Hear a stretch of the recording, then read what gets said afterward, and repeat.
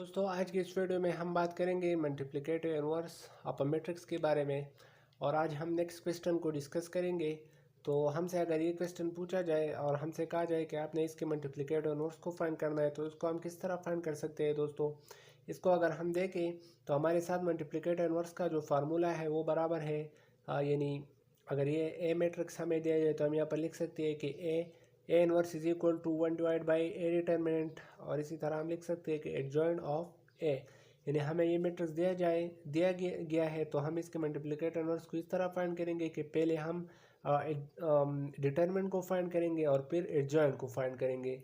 तो इसको अगर हम देखें कि first of all we will find A determinant, तो ए डिटर्मिनेंट को जो है हम फाइंड करेंगे, फिर एडजॉइंट को फाइंड करेंगे। अब जो दोस्तों अगर ये 2 by 2 ऑर्डर वाला मैट्रिक्स होता तो इसमें जो है हम सिंपली इसको फाइंड करते और इसमें वैल्यूज़ को पुट करते, लेकिन यहाँ पर जो है ये 3 by 3 वाला ऑर्डर मैट्रिक्स है दोस्तों। तो इसको जो है हम जो है एडजॉइंट को सिंपली फाइंड नहीं कर सकते। इसके लिए हमें कोफैक्टर्स को फाइंड करना होगा, यानी एडजॉइंट के फाइंड करने के लिए हमें कोफैक्टर्स को जो है वो भी फाइंड करना होगा दोस्तों। तो इसको अगर हम देखें तो हम लिख सकते हैं कि first of all we will find A determinant. और ए डिटर्मिनेंट के लिए हम लिखते हैं कि एक्सपेंडिंग बाई रो 1, यानी एक्सपेंडिंग बाई रो 1 हम जो है दोस्तों यहाँ पर लिखेंगे। अब इसका जो जर्नल फार्मूला है हम इसको इस तरह लिखते हैं कि A11 इसी तरह A11 प्लस A12 ये A11 जो है ये कैपिटल वाला, ये माइनर को शो करता है दोस्तों, यानी ये हमारे साथ माइनर के जो है इक्वल है। इसी तरह प्लस A13 और A13। तो इसमें अगर हम देखें तो A11 की जगह यहाँ पर 1 लिखा हुआ है तो हम लिखेंगे 1। और इसी तरह A11 यानी माइनर ऑफ 11 क्या होगा, इसको हम जो है प्रीवियस वीडियो में डिस्कस कर चुके हैं कि माइनर ऑफ A11 जो है हम इसको कहते हैं कि हम पहले वाले रो को और पहले वाले कॉलम को इग्नोर करेंगे, यानी इसको और इसको हम नहीं लिखेंगे और हम इन एलिमेंट्स को लिखेंगे, यानी 1 माइनस 2। तो हम यहाँ पर कह सकते हैं कि हम लिखेंगे 1 माइनस 2 और फिर 2 और 0। तो इसको जो है हम माइनर ऑफ 1 कहते हैं। अब अगर हम देखें तो ये यहाँ पर आ जाएगा माइनस और यहाँ पर है -2, तो ये हो जाएगा +2। और अब अगर हम देखें तो A12 यानी M12 क्या होगा, माइनर ऑफ A12 किसकी इक्वल होगा। तो हम पहले वाले रो को और सेकंड कॉलम को इग्नोर करेंगे, यानी इसको और इसको इग्नोर करेंगे तो 0 लिखेंगे हम दोस्तों। इसी तरह -1 लिखेंगे और फिर हम लिखेंगे -2 और 0। तो इसको जो है दोस्तों M12 हम कहते हैं।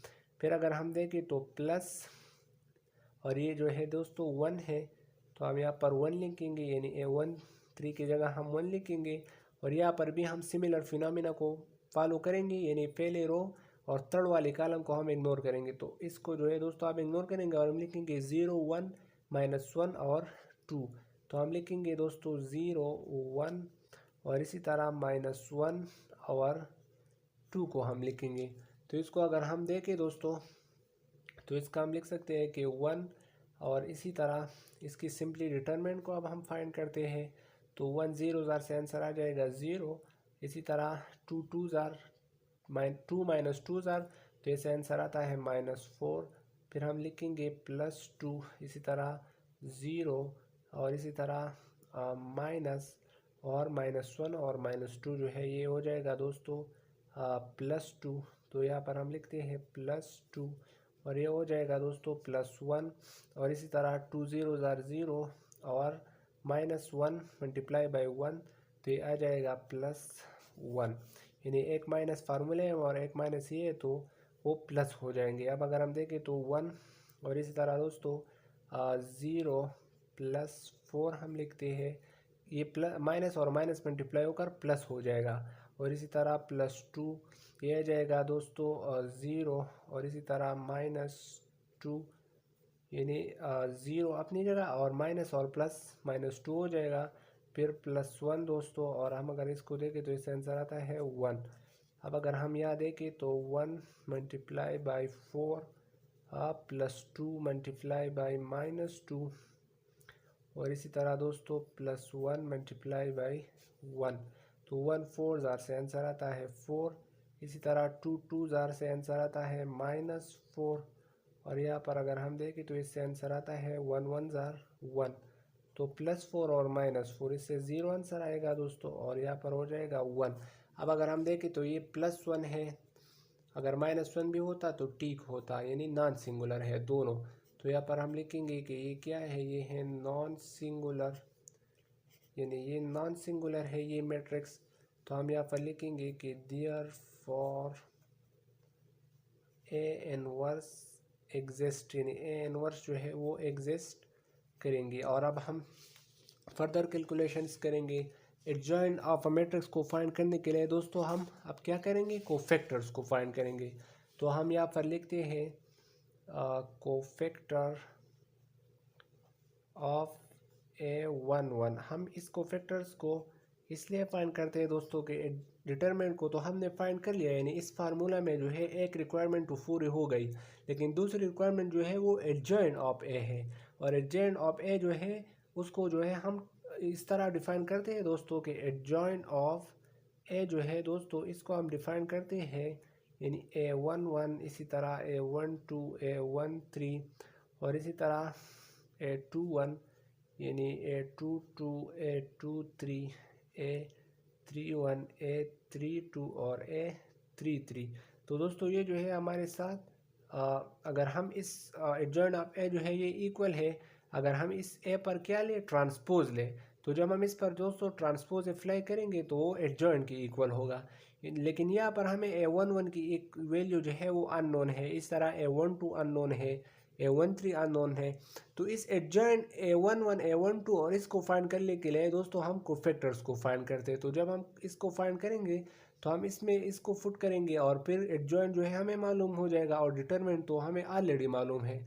तो फिर हम इसको इस फार्मूले में फुट करेंगे तो हमारे साथ जो है आंसर कैलकुलेट हो जाएगा। तो अगर हम यहाँ पर लिखेंगे कोफैक्टर ऑफ A11, तो ये बराबर है, अब कोफैक्टर का जो फार्मूला है दोस्तों वो है -1, यानी हम इसको अगर देखें तो कोफैक्टर को जो है कोफैक्टर ऑफ A11 को अगर हम सिंपली देखें तो ये बराबर होगा -1, और फिर i प्लस जे, ये i जो है दोस्तों ये हमें नंबर ऑफ रोज को रिप्रेजेंट करता है, और j जो है ये कॉलम्स को रिप्रेजेंट करता है।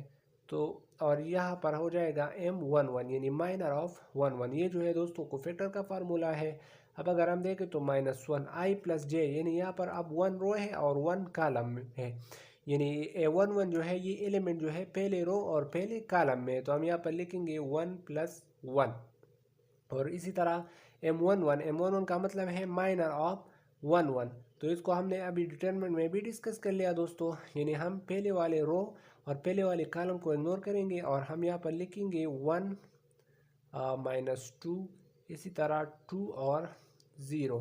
तो ये A11 के इक्वल होगा। अब अगर हम देखें तो -1 और ये 1 + 1 2 हो जाएगा, और अगर हम यहाँ पर देखें तो 0 और इसी तरह +4, यानी ये 2 - 2 जो है -4 हो जाएगा, और एक माइनस खुद फार्मूले में है तो ये +4 हो जाएगा। और अब पावर यहाँ पर इवन नंबर है तो ये +1 यानी +1 हो जाएगा, और इससे आंसर आता है 4। तो इसको अगर हम देखें तो इससे आंसर आएगा 4 आंसर आएगा दोस्तों। अब हम सिंपली इस और को भी फाइंड करते हैं कि कोफैक्टर ऑफ A12 जो है ये बराबर होगा A12 के, और इसको हम इस तरह फाइंड करेंगे, वही सेम वाला प्रोसीजर है -1। अब i plus J, number of रोज किया है 1, कॉलम कितने हैं 2, तो 1 + 2, और पहले रो और पहले सेकंड कॉलम को हम इग्नोर करेंगे, यानी पहले रो और सेकंड कॉलम को। तो हम यहाँ पर लिखेंगे 0 -1, और इसी तरह -2 और 0 को हम लिखेंगे। तो इसको अगर हम देखें तो -1 है दोस्तों, इसी तरह 1 + 2 3 हो जाएगा, और ये है 0, इसी तरह ये है दोस्तों -2। तो इसको अगर हम देखें तो ये हमारे साथ हो जाएगा -1, क्योंकि यहाँ पर अब पावर जो है ऑड नंबर है तो ये नेगेटिव नंबर हो जाएगा। यहाँ पर पावर पॉजिटिव था यहाँ पर, तो ये +1 हो गया था। तो इससे आंसर आ जाएगा दोस्तों -2 और 1, -1 और -2 को जब हम मल्टीप्लाई करते हैं तो इससे आंसर आता है, यानी +2 आता है, +2 आता है। इससे 4 आंसर आया था। अब अगर हम देखें नेक्स्ट, तो कोफैक्टर ऑफ A13 को हम इस तरह फाइंड करेंगे कि -1। इसी तरह पहला रो और थर्ड कॉलम, पहले रो को हम इग्नोर करेंगे और थर्ड कॉलम को, यानी इस रो को और इस कॉलम को जब हम इग्नोर करेंगे तो हम लिखेंगे 0 1 0 1 और इसी तरह -1 और 2। तो दोस्तों इसको हम इस तरह लिख सकते हैं। यहाँ पर अब पावर पॉजिटिव है तो ये भी पॉजिटिव आ जाएगा, +1 और 2 0 आर 0 और इसी तरह दोस्तों ये हो जाएगा माइनस और -1 तो 1 और इसी तरह दोस्तों अगर हम लिखें तो हम कह सकते हैं कि +1, तो 1 + 1 से जो है आंसर आता है दोस्तों +1।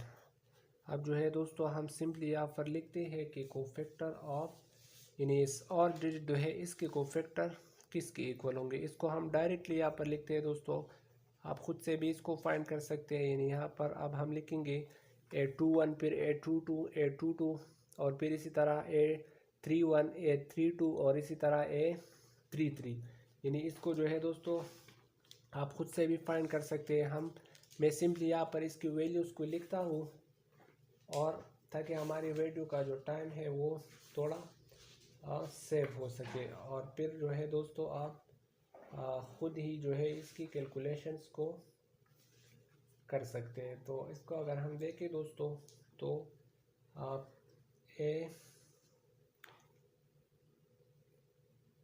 A13 का जो आंसर है दोस्तों वो है +1।